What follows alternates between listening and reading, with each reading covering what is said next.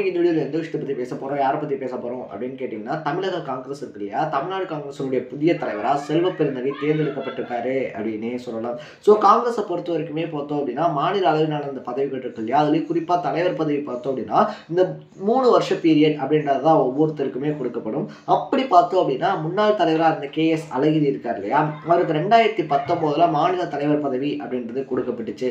So அந்த rules and regulations படி பார்த்தோம் அப்படின்னா 2022 KS அழகிரி இருக்கார் இல்லையா, அவருடைய பதவிக்காலம் அப்படின்றது வந்து நிறைவடைஞ்சிருச்சு. ஸோ அடுத்த தலைவராக யார் வர போறாங்க அப்படின்னு சொல்லிட்டு கரூர் ஜோதிமணியா இருந்தாலும் சரி, இன்னொரு பக்கத்தில் பார்த்தோம் அப்படின்னா செல்வ பெருந்தகை இருக்கார் இல்லையா, இவராக இருந்தாலும் சரி, இது மட்டும் இல்லாமல் கட்சியினுடைய 2-3 சீனியர்ஸ் பேர் வந்து அடிபட்டுக்கிட்டே இருந்துச்சு அப்படின்னே சொல்லலாம். ஆனால் அதுக்குள்ள தேசிய அளவில் வந்துட்டு ராகுல் காந்தியுடைய முன்னிறுத்தல், அது மட்டும் இல்லாமல் அந்த முன்னிறுத்தல் இருக்கு இல்லையா, அது சரியா போகாத காரணம் அடுத்தடுத்து பல மாநிலங்களுடைய தேர்தல் அப்படின்னு சொல்லி காங்கிரஸ்க்கு அடுத்தடுத்த முக்கியமான வேலைகள் அப்படின்றது இருந்ததுனால தமிழ்நாட்டில் தலைவர் மாற்றம் அப்படின்றது தள்ளி போச்சு அப்படின்னே சொல்லலாம். ஆனால் யாருமே எக்ஸ்பெக்ட் பண்ணாத விதத்தில் இன்னும் நாடாளுமன்ற தேர்தல் இருக்கு இல்லையா, நாடாளுமன்ற தேர்தலுக்கு ஒரு சில மாசமே இருக்கக்கூடிய இந்த சுச்சுவேஷனில் பார்த்தோம் அப்படின்னா தமிழ்நாட்டினுடைய காங்கிரஸ் தலைவர் அப்படின்ற பதவியை மாற்றி ஒரு பரபரப்பு அப்படின்றத காங்கிரஸ் மேலிடம் ஏற்படுத்தியிருக்கு அப்படின்னே சொல்லலாம். அதுலேயும் குறிப்பாக சொல்லணும் அப்படின்னா பட்டியலினத்தை சார்ந்த ஒருத்தருக்கு வந்துட்டு கட்சியில முக்கிய பொறுப்புகள் அப்படின்றது கொடுக்கப்பட்டாலும் கூட தலைவர் பதவி அப்படின்றது கொடுக்கப்படல அப்படின்னு சொல்லிட்டு தொடர்ந்து பார்த்தோம் அப்படின்னா ஒரு குற்றச்சாட்டாகவே இருக்கும்போது அந்த குற்றச்சாட்டுக்கு முற்றுப்புள்ளி வைக்கிற மாதிரி செல்வ பெருந்தகை இருக்கார் இல்லையா, அவருக்கு தலைவர் பதவி அப்படின்றது கொடுக்கப்பட்டிருக்கு அப்படின்னு சொல்றாங்க. ஸோ இந்த வீடியோவை பொறுத்த வரைக்குமே யார் தான் இந்த செல்வ பெருந்தகை, அவருடைய அரசியல் வரலாறு இருக்கு இல்லையா, அவர் அரசியல் என்னென்ன மாதிரியான விஷயங்கள் அப்படின்றத கடந்து வந்திருக்காரு அப்படின்ற மாதிரியான விஷயங்களை தான் நான் உங்க கூட ஷேர் பண்ணிக்க போறேன். அதுக்கு முன்னாடி நம்ம சேனலுக்கு நீங்க புதுசாக வந்துட்டீங்க அப்படின்னா மறக்காம நம்ம சேனலை சப்ஸ்கிரைப் பண்ணிக்கோங்க. ஸோ ஃபர்ஸ்ட் ஆஃப் ஆல் செல்வ பெருந்தகையை பொறுத்த வரைக்குமே பார்த்தோம் அப்படின்னா படிச்சு முடிச்ச ஒரு பட்டதாரி இளைஞர் அப்படின்னே சொல்லலாம். ஸோ அப்படி படிச்சு முடிச்சதுக்கு அப்புறமா நல்லக்கண்ணு இருக்கார் இல்லையா, நல்லக்கண்ணு அவர்களை பார்த்து இந்த மாதிரி நம்மளும் ஒரு அரசியல்வாதி ஆகணும் அப்படின்னு சொல்லிட்டு நல்லக்கண்ணு அவர்களை வந்துட்டு ஒரு ரோல் மாடலாக எடுத்துட்டு அரசியலுக்குள்ள வந்து ஒரு பையன் தான் நம்ம செல்வ பெருந்தகை அப்படின்னே சொல்லலாம். ஸோ அவருடைய அரசியல் ஸ்டார்டிங் அப்படின்றத பார்த்தோம்னா பூவை மூர்த்தி தொடங்கின புரட்சி பாரதம் அப்படின்ற கட்சியில இருந்தால் அவருடைய அரசியல் பயணம் அப்படின்றது தொடங்க ஆரம்பிக்குது. ஸோ அந்த புரட்சி பாரதம் அப்படின்றது ஆரம்பிச்சு பார்த்தோம்னா அடுத்தடுத்து பல கட்சிகள் தாவிருக்காரு அப்படின்னே சொல்லலாம். அந்த புரட்சி பாரதத்திலேருந்து அதுக்கு அடுத்ததான் டாக்டர் கிருஷ்ணமூர்த்தி இருக்கார் இல்லையா, கிருஷ்ணமூர்த்தி தொடங்கிய புதிய தமிழகம் அப்படின்ற கட்சியில போய் சேர்றாரு. அந்த கட்சியில பார்த்தோம் அப்படின்னா கிருஷ்ணமூர்த்தி அவர்களுக்கும் செல்வ பெருந்தகை இருக்கார் இல்லையா, அவங்க 2 பேத்துக்குமே ஒரு சில கருத்து முரண்பாடுகள் அப்படின்றதெல்லாம் ஏற்படுது. உடனடியாக என்ன பண்றாரு அப்படின்னா அங்கிருந்து ரிசைன் பண்ணிட்டு VCK விடுதலை சிறுத்தைகள் கட்சி இருக்கு இல்லையா, அதில் போய் ஜாயின் பண்றாரு 2006 அப்படின்னே சொல்லலாம். ஸோ VCKவை பொறுத்த வரைக்குமே பார்த்தோம் அப்படின்னா VCKவில் ஒரு முக்கிய தளபதியா செல்வ பெருந்தகை இருக்கார் இல்லையா, திருமாவளவனுடைய ஒரு முக்கிய தளபதிகளில் ஒருவராக கட்சியினுடைய செயலாளர் அப்படின்ற பதவிகளுக்கு பார்த்தோம் அப்படின்னா செல்வ பெருந்தகை போனாரு அப்படின்னே சொல்லலாம். அது மட்டும் இல்லாமல் 2006 மங்களூர் தொகுதி இருக்கு இல்லையா, மங்களூர் தொகுதியில் போட்டியிட்டு MLA-வாகவும் வின் பண்றாரு. ஸோ அந்த 2006 எலெக்ஷன்ல பார்த்தோம் அப்படின்னா VCK சார்பில் வின் பண்ணதே 2 பேர் தான், அதுல ஒருத்தர் செல்வ பெருந்தகை. அதனால விடுதலை சிறுத்தைகள் கட்சியினுடைய சட்டமன்ற குழு தலைவராகவும் பார்த்தோம் அப்படின்னா செயல்படுறாரு அப்படின்னே சொல்லலாம். ஸோ நல்லா போய்கிட்டு இருக்கும் போதே பார்த்தோம் அப்படின்னா விடுதலை சிறுத்தைகள் கட்சியினுடைய தலைவராக இருக்கக்கூடிய திருமாவளவன் இருக்கார் இல்லையா, அவரோடையும் இவருக்கு கருத்து வேறுபாடு அப்படின்றதெல்லாம் வருது. உடனடியாக விடுதலை சிறுத்தைகள் கட்சியிலிருந்தும் வெளியே வராரு.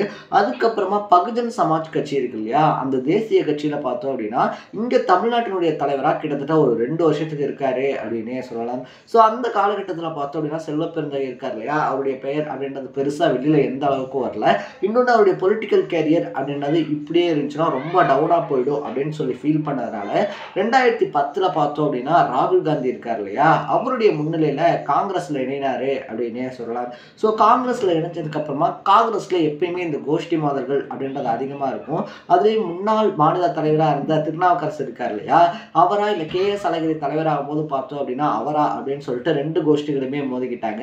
இந்த மாதிரி ஒவ்வொரு டைமுமே பார்த்தோம் அப்படின்னா முக்கியமான பொறுப்புகள் பதவிகள் அப்படின்றத கொடுக்கும் போதெல்லாம் பார்த்தோம்னா மற்ற கட்சிகளை கம்பேர் பண்ணும்போது காங்கிரஸ்குள்ள இந்த கோஷ்டி மோதல் இருக்கு இல்லையா, அது அதிக அளவில் இருக்கு அப்படின்னே சொல்லலாம். ஸோ இது எல்லாத்தையுமே தாண்டி தான் செல்வ பெருந்தகை இன்னைக்கு தலைவராக இருக்காரு அப்படின்னு தான் சொல்லணும். 2010 காங்கிரஸ்ல சேர்ந்ததுக்கு அப்புறமா 2011 பார்த்தோம் அப்படின்னா செங்கம் தொகுதியில் போட்டிடுறாரு. அந்த எலெக்ஷன்ல தோல்வி அடைகிறாரு. 2016 பார்த்தோம் அப்படின்னா ஸ்ரீபெரும்புதூர் தொகுதி இருக்கு இல்லையா, ஸ்ரீபெரும்புதூர் தொகுதியில் போட்டிடுறாரு. அப்பையும் தோல்வி அடைகிறாரு. கடைசியா பார்த்தோம் அப்படின்னா 2021 அதே ஸ்ரீபெரும்புதூர் தொகுதியில் தொகுதியில் மறுபடியும் போட்டிடுறாரு. கிட்டத்தட்ட 1.5 லட்சம் வாக்குகள் அப்படின்றத வாங்கி வின் பண்ணுறாங்க. ஏன்னா டிஎம்கே இருக்காங்க இல்லையா, டிஎம்கேவோட கூட்டணி அப்படின்றத வச்சு கிட்டத்தட்ட 18 இடங்களில் பார்த்தோம் அப்படின்னா காங்கிரஸ் வின் பண்ணி வராங்க அப்படின்னே சொல்லலாம். ஸோ வின் பண்ணி வந்ததோட மட்டும் இல்லாமல் அதில் செல்வ பெருந்தகையும் வின் பண்ணியிருந்ததுனால காங்கிரஸினுடைய சட்டமன்ற குழு தலைவராகவும் பார்த்தோம்னா செல்வ பெருந்தகை இருக்கார் இல்லையா, அவர் செயல்பட்டுக்கிட்டு இருக்காரு. அது மட்டும் இல்லாமல் தமிழ்நாடு முதலமைச்சராக இருக்கக்கூடிய ஸ்டாலின் இருக்கார் இல்லையா, அவரால் பார்த்தோம்னா சட்டசபையினுடைய பொது கணக்கு குழு தலைவர் அப்படின்ற பதவி அப்படின்றது வழங்கப்பட்டிருக்கு. எல்லா கட்சிகளுடைய, அதாவது அனைத்து கட்சிகளுடைய எஸ்சி எஸ்டி சட்டமன்ற தலைவர் அப்படின்ற பதவி அப்படின்ற மாதிரி பல முக்கியமான பதவிகள் அப்படின்றது செல்வ பெருந்தகைக்கு வழங்கப்பட்டிருக்கு அப்படின்னே சொல்லலாம். ஸோ ஒரு பக்கத்தில் பார்த்தோம் அப்படின்னா கேஎஸ் அழகிரி இருக்கார் இல்லையா, அவருடைய தலைமையில தான் கடந்த நாடாளுமன்ற தேர்தல், அது மட்டும் இல்லாமல் சட்டமன்ற தேர்தல், உள்ளாட்சி மன்ற தேர்தல் அப்படின்ற எல்லாத்தையுமே பார்த்து வந்தோம். ஸோ எலெக்ஷன் வரைக்குமே டைம் கொடுப்பாங்க. கேஎஸ் அழகிரி வந்து பார்த்தோம் அப்படின்னா இந்த எலெக்ஷன் முடிகிற வரைக்குமே டைம் கொடுப்பாங்க அப்படின்னு சொல்லி எக்ஸ்பெக்ட் பண்ணோம். ஆனால் திடுதிப்புன்னு பார்த்தோம் அப்படின்னா ஒரு அதிரடியான முடிவாக செல்வ பெருந்தகை இருக்கார் இல்லையா, அவர் வந்துட்டு தலைவராக்கப்பட்ட விஷயம் அப்படின்றது ஒரு சிலரால ரொம்ப பெருவாரியாக கொண்டாடப்படுது அப்படின்னே சொல்லலாம். ஏன்னா நம்ம முன்னாடியே சொன்ன மாதிரி பட்டியலினத்தை சார்ந்தவங்க இருக்காங்க இல்லையா, அவங்க என்னதான் கட்சிக்காக உழைக்கிறாங்க அப்படின்னாலும் அவங்களுக்கு தகுந்த இடம் அப்படின்றது கிடைக்கிறதே கிடையாது. இன்னும் சொல்ல போனோம் அப்படின்னா அந்த தலைவர் பதவி அப்படின்றது தரப்படுறதே கிடையாது அப்படின்ற ஒரு குற்றச்சாட்டு இருந்துகிட்டே இருந்துச்சு. அதை அடிச்சு உடைக்கிற மாதிரி பார்த்தோம் அப்படின்னா காங்கிரஸ் இருக்காங்க இல்லையா, செல்வ பெருந்தகையை வந்துட்டு தலைவராக்கி இருக்கிறது அப்படின்றதுக்கு பின்னாடி ஒரு ரொம்ப பெரிய கால்குலேஷன் அப்படின்றது இருக்கு அப்படின்னு சொல்லப்படுது. அது மட்டும் இல்லாமல் கேஎஸ் அழகிரி இருக்கார் இல்லையா, அழகிரி பார்த்தோம் அப்படின்னா இத்தனை வருஷம் காங்கிரஸ்க்கு வந்துட்டு தலைவராக இருந்து சிறந்த முயலில் செயல்பட்டிருக்காரு.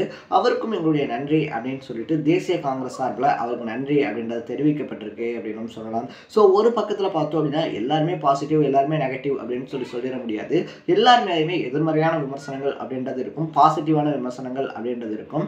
அந்த வகையில் பார்த்தோம் அப்படின்னா கேஎஸ் அழகிரி இருக்கார் இல்லையா, இவ்வளோ பெரிய பிரச்சனையாக இருந்தாலுமே அதை அசால்ட்டாக, அதாவது மெத்தனமாக ஹேண்டில் பண்ணுறாரு.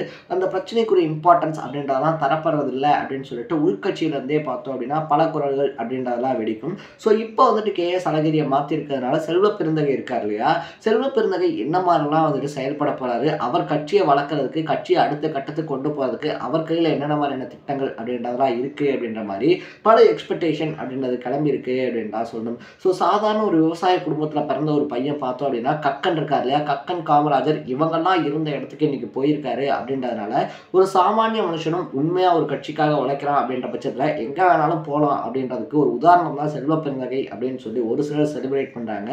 ஆனால் வரப்போற எலெக்ஷன் இருக்கு இல்லையா, அந்த எலெக்ஷனை மனசில் வச்சுட்டு ஒரு கால்குலேஷனோட தான் செல்வ பெருந்தகைக்கு தலைவர் பதவி அப்படின்றது கொடுக்கப்பட்டிருக்கு. அது மட்டும் இல்லாமல் கேஎஸ் அழகிரி இருக்கார் இல்லையா, அவர் வந்துட்டு இந்த எம்பி எலெக்ஷன் அப்படின்றத போட்டிடுறதுக்கான வாய்ப்பு அதிகமாகவும் இருக்குது அப்படின்னு சொல்லிட்டும் ஒரு சார் சொல்லிக்கிட்டு இருக்காங்க அப்படின்னே சொல்லலாம். ஸோ எது எப்படியா இருந்தாலும் சரி கேஎஸ் அழகிரி இருக்கார் இல்லையா, அவருடைய பதவி காலம் அப்படின்றத நிறைவடைஞ்சு செல்வ பெருந்தகை தலைவர் ஆயிருக்கிறதுனால அடுத்தடுத்து என்னென்ன மாதிரியான மாற்றங்கள் அப்படின்றது இருக்க போது இன்னும் 3 வருஷங்கள், அதாவது காங்கிரஸுடைய ரூல்ஸ் அண்ட் ரெகுலேஷன்ஸ் படி செல்வ பெருந்தகைக்கு 3 வருஷங்கள் அப்படின்றது டைம் கொடுக்கப்படும். அந்த 3 வருஷ டைம்குள்ள அவர் கட்சியில் என்னென்ன மாதிரியான மாற்றங்கள் அப்படின்றத பண்றாரு, கட்சியில் என்னென்ன மாதிரியான வளர்ச்சி அப்படின்றத ஏற்படுத்துறாரு அப்படின்றத நம்ம வெயிட் பண்ணி தான் பார்க்கணும். நீங்க செல்வ பெருந்தகை இருக்கார் இல்லையா, அவரை பத்தி என்ன நினைக்கிறீங்க அப்படின்றத கமெண்ட் செக்ஷன்ல பதிவு பண்ணிட்டு இதே மாதிரி அப்பப்போ அப்டேட்டா போயிட்டு இருக்கக்கூடிய விஷயங்கள், அது கரண்ட் அஃபேர்ஸாக இருந்தாலும் சரி, பாலிடிக்ஸாக இருந்தாலும் சரி, ஸ்போர்ட்ஸாக இருந்தாலும் சரி, இதே மாதிரி அப்பப்போ அப்டேட்டா போயிட்டு இருக்கக்கூடிய விஷயங்களை நீங்க தொடர்ந்து தெரிஞ்சுக்கணும் அப்படின்னு சொல்லி ஆசைப்பட்டீங்கன்னா மறக்காம நம்ம சேனலை சப்ஸ்கிரைப் பண்ணிக்கோங்க. நாளைக்கு இதே மாதிரி இன்னொரு இன்ட்ரெஸ்டிங்கான வீடியோவோட சந்திக்கலாம். டாடா, பை பை.